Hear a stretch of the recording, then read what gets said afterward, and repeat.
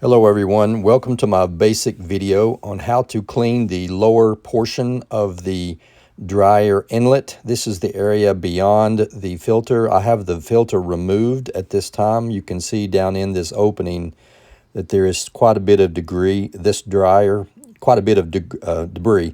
dryer is 19 years old, and we're going to take this screw out. This is as if you're inside of the dryer. You can see this grid panel here. A lot of the squares are full of debris and dust and lint.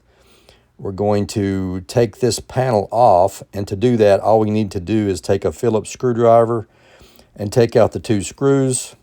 Once we do that, we can slide this back, and you can see all of the grid, a lot of the grid panels, little squares. They are covered in debris, and then down inside here, there is quite a bit of debris that is down in here. We're going to take, here's a screenshot of the debris. We're going to take a long screwdriver and or some kind of a long wire and break up that debris. I'm not going to show the cleaning here. This is after it has been cleaned. You can take a vacuum hose and stick it down in there and suck all of that out. You want to make sure that you got as much of it as you can. We're not going to go beyond this opening. We're going to take the filter and put it back in.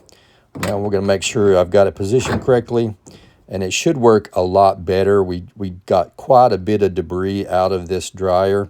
I'm going to show you here in this plastic bag how much debris we actually got. So this is 19 years worth of debris. Of debris that should have been caught by the filter, but it somehow made it past the filter. So thank you so much for watching.